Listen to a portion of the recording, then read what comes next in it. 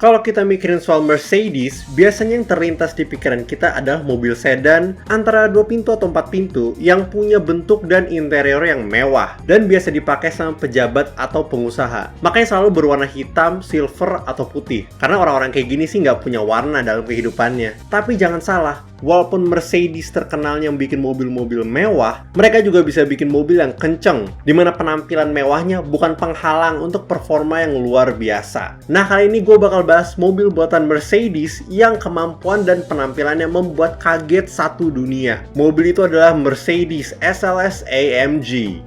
SLS AMG mulai ditunjukkan kepada publik pada 2009 Frankfurt Motor Show dengan produksinya dimulai pada tahun 2010 sampai 2015.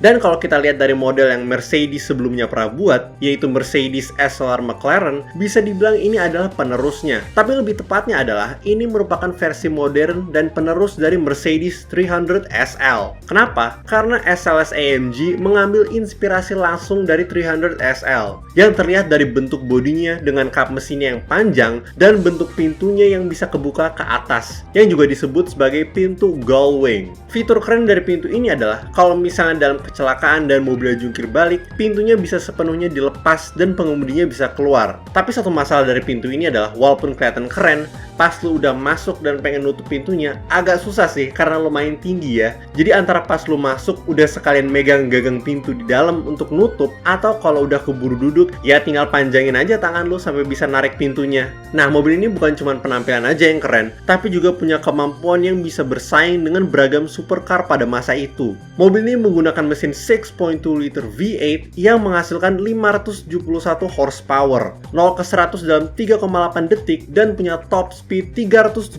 km per jam. Nah, itu performa yang mantep. Tapi masih ada lagi nih, karena di bagian belakang SLS ada sayap belakang yang bisa keluar otomatis pada kecepatan 113 km per jam dan bakal nutup sendiri pada 80 km per jam. Tapi kalau pengen, lu bisa pencet tombol yang bakal ngeluarin sayap belakang ini pada kecepatan apapun. Dan fungsi dari sayap ini adalah untuk menghasilkan downforce dan menjaga supaya SLS bisa tetap stabil dan gak terbang walaupun di kecepatan tinggi. Selain versi SLS yang normal, Mercedes kemudian membuat versi yang atapnya bisa kebuka alias convertible, yaitu SLS AMG Roadster pada tahun 2011. Mungkin lo mikir, gimana caranya SLS AMG Roadster bisa punya pintu gullwing yang kebuka ke atas? Justru karena ini convertible, makanya punya pintu yang normal. Dan mobil ini sedikit lebih berat, karena tentu bagian lantainya harus diperkuat supaya bagian depan sama belakang mobilnya nggak tiba-tiba copot. Tapi selain itu, SLS AMG Roadster punya mesin yang sama dan spek yang sama. Kalau SLS AMG masih kurang sangar, tenang aja, karena ada versi yang cocok buat lo, yaitu Mercedes SLS AMG Black Series yang pertama kali ditunjukkan pada 2012 LA Auto Show dan mulai diproduksi pada tahun 2013. Mobil ini bisa dibilang merupakan versi jalanan dari mobil balap SLS AMG GT3 yang nanti bakal gue bahas lebih lanjut. Bagian yang paling mencolok dari mobil ini adalah bentuknya yang lebih ganas, mulai dari sayap belakangnya yang gede, splitter depan, dan beberapa kanar kecil di tepi bagian depan yang berfungsi untuk meningkatkan downforce pada mobil ini. Mobil ini juga dibuat 70 kg lebih ringan dari versi normalnya. Kalau kita buka kap mesinnya, SLS AMG Black Series punya mesin yang sama dengan SLS AMG yang normal. Tapi jumlah powernya udah ditingkatin menjadi 622 horsepower, 0 ke 100 dalam 3,2 detik, dan punya top speed 315 km per jam. Kelihatan ya, kalau Black Series ini bukan mobil yang bisa lu bawa tanpa kesadaran penuh. Karena kalau enggak, kemungkinan besar lu bakal kehilangan kendali dan langsung bersilaturahmi dengan gedung atau pohon terdekat. Selain SLS AMG Black Series, Mercedes juga membuat versi listrik dari SLS yang bernama SLS AMG Electric Drive. Aslinya mobil ini berawal dari sebuah konsep bernama SLS AMG E-Cell Prototype yang pertama kali ditunjukkan pada 2011 North American International Auto Show.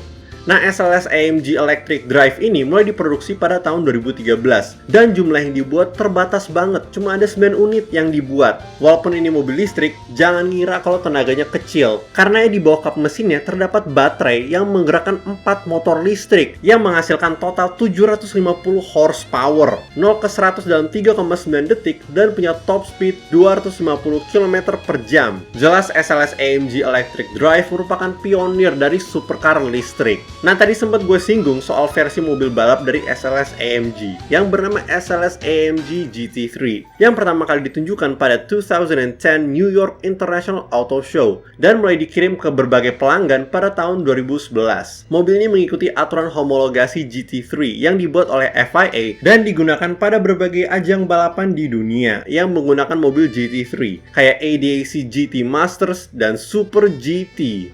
Oke guys, sampai situ dulu untuk video kali ini. Mercedes SLS AMG merupakan sebuah supercar yang keren banget dengan bentuk yang unik, menggunakan pintu gullwing, dan performanya yang luar biasa. Mungkin itu alasannya kenapa Mercedes masih belum ada niatan untuk membuat penerus dari SLS AMG. Karena mereka bingung bagaimana mereka bisa membuat mobil yang lebih bagus untuk menggantikannya. Jadi gimana pendapat kalian tentang Mercedes SLS AMG? Apakah kalian juga suka atau kalian lebih suka mobil Mercedes yang lain? Kasih tau di kolom komen ya. Kalau kalian suka video kali ini, jangan lupa untuk like. Kalau nggak suka, silahkan dislike. Dan kalau suka banget, jangan lupa untuk subscribe. Makasih banyak guys!